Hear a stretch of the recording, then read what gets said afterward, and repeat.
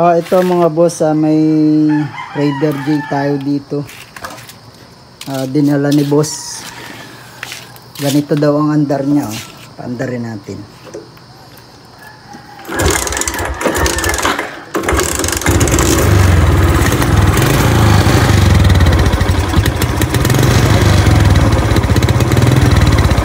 Wala siyang minor. Ayan, namamatay. Mahirap paandarin.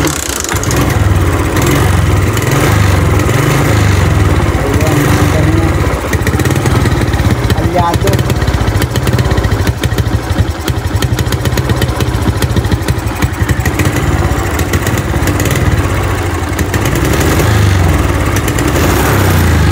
Lumog siya mga boss.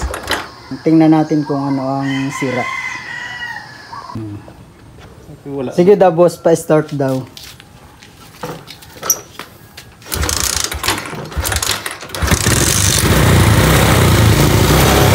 Ayan mga boss, yung andar niya.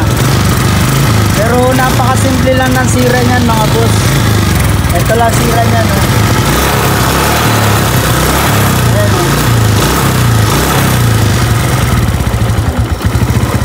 medyo tasa natin yung minor. Sige daw boss, pa-start daw ulit.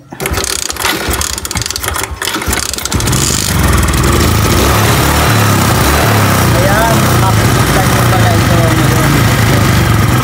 Itong silag na ito gagamitin muna natin para makikita ninyo na kung anong nangyayari kung bakit ganyan yung andar niya. Boss, papatay muna boss.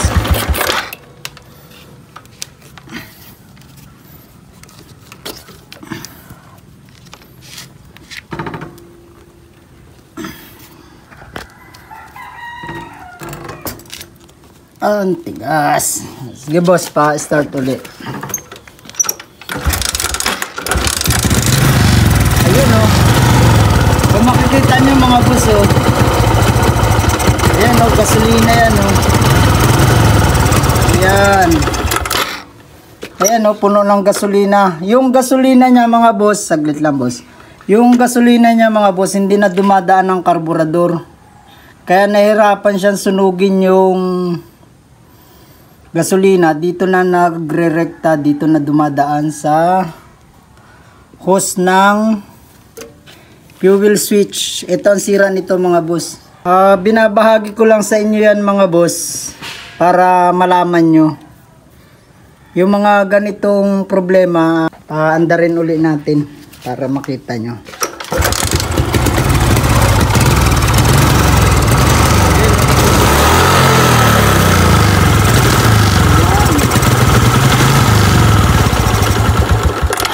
Napupuno siya ng gasolina. Napakatakaw sa gasolina niyan mga boss. Pero ito lang papalitan natin dyan. Pwede ring irikta natin ito mga boss. Itong hose na ito, diretso na dito sa ito. Diretso na dyan. Yung sa gasolina niya. Ganito ang mangyayari niyan mga boss. Kapag sinipaan natin yan, ito, hihigop siya ng hangin. Mag-open yung kanyang fuel switch. Bali ganito mangyayari niyan mga boss. Ayan. Kapag sinipaan natin, ganyan ang mangyayari niyan. Ayan. Automatic switch siya mga boss. Kaya kapag patay ang makina niyan, wala ding tumutulo dyan. Napalitan natin ng bago mga boss. Kakabit na natin. Tapos bossing pa pa-start pala muna natin. Pasilin niya doon muna boss. Itatay muna natin. Steady. Taas pang konti.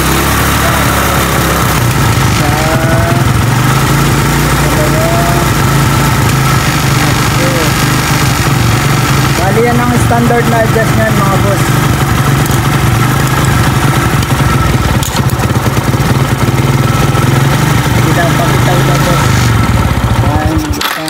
Isa pa.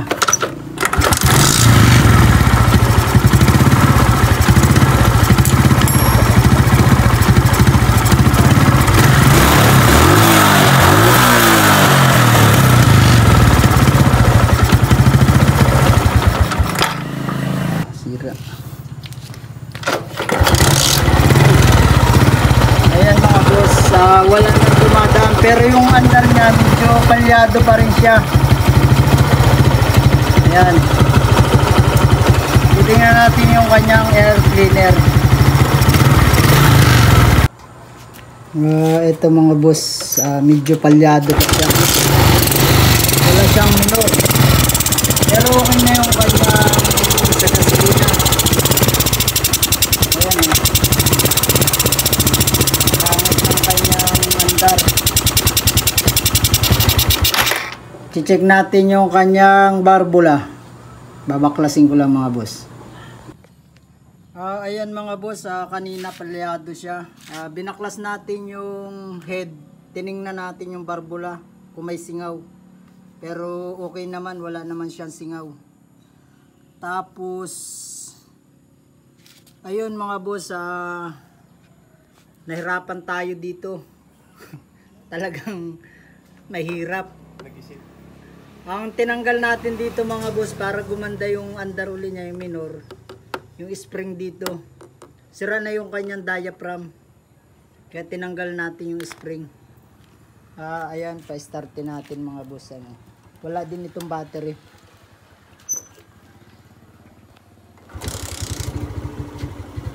Ayan yung andar niya ngayon. One click na pati. Kahit hindi natin hawakan sa linya doon.